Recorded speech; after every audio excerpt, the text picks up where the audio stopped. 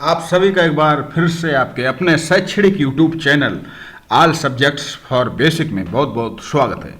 कक्षा 4 गणित की पुस्तक गिनतारा पाठ 15 परिमिति पैरामीटर। आखिरकार ये परिमिति क्या है? तो सीधी सी बात है, सरल भाषा में परि माने चारों ओर और मिति यानी कि जो भी दूरी है, यानी कि किसी वस्तु के चारों ओर जो भी दूरी है या उस वस्तु के चारों ओर घूमने में हमें जो भी दूरी तय करनी पड़े वही उसकी परिमिति। अब वो आकृति हो सकता है त्रिभुज हो, चतुर्भुज हो, वर्ग हो, आयत हो, कुछ भी हो सकती है, सर्किल हो सकता है। तो ये जो आकृतियां हैं ये खुली आकृतियां हैं। अगर आपसे कहा जाए 1 2 3 तो परिमिति के लिए जरूरी है कि वो आकृति चारों ओर से बंद हो। अब जैसे कि ये बंद आकृति, ये भी बंद आकृति है, तो हम जो आकृति बंद है उसी के परिमिति यानी उसी के चारों ओर की दूरी को हम प्रकट करेंगे। ठीक है। अब जैसे कि ये है, हम यहां से चलते हैं और चारों ओर घूमकर उसी स्थान पर आ जाते हैं, तो वो उस आकृति की परिमिति कहलाएगी। परिमाप यानी कि परिमिति। तो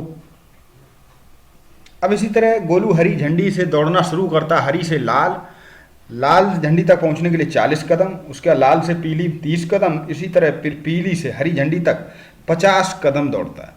तो कितना 40 30 70 50 120 कदम चलता है और यही इस आकृति की परिमिति होगी। ठीक है, 20 मीटर।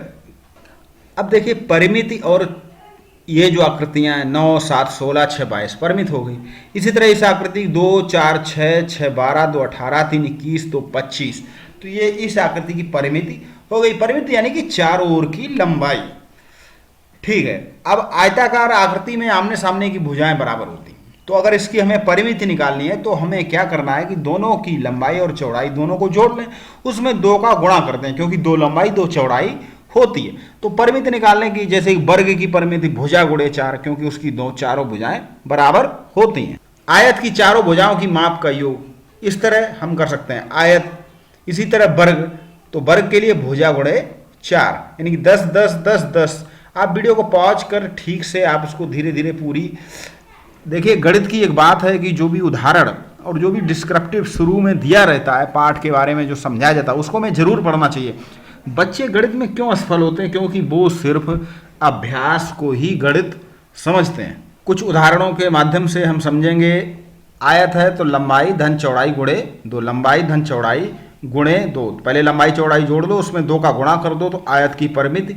और भुजा की परिमिति, भुजा में हम 4 का गुणा कर दें तो हमें भुजा की परिमिति। एक खेत है, उसके चारों ओर तार लगाना। अब 80 मीटर लंबा 50 मीटर चौड़ा, तो इसकी परिमिति निकालेंगे। 80 50 जोड़ेंगे 130, 130 में 2 का गुणा करेंगे 260 मीटर तार की आवश्यकता होगी। अब कहीं कहा जाए कि 2 बार घुमाना है या 3 बार, तो फिर हमें 260 में एक बार की दूरी है, एक बार की माप है, उसके बाद 2 या 3 का गुणा भी करना पड़ेगा।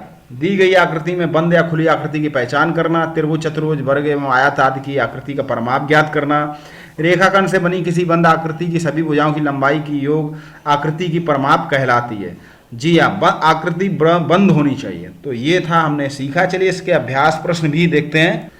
वीडियो को पहुंच कर आप सभी प्रश्नों को कॉपी पर नोट करेंगे, उसके बाद उनको हल करेंगे। सभी आकृतियों की परिमाप निकालना है। 8 सेंटीमीटर, 10 सेंटीमीटर, 15 सेंटीमीटर जोड़ देना है। यहाँ पर भी चारों ओर की जितनी भी भुजाएं हैं सभी की परिमाप, सभी को जोड़कर ही परिमाप निकलता है। बाग की लंबाई चौड़ाई दिया गया, बाग का परिमाप, तो ये वर्गाकार खेत है उसका परिमाप, तो भुजा गुणे 4 23 गुणे 4 कर देना। इसी तरह सभी का परिमाप निकालना। अगला पाठ 16 समय। तो मिलते हैं नेक्स्ट वीडियो पर।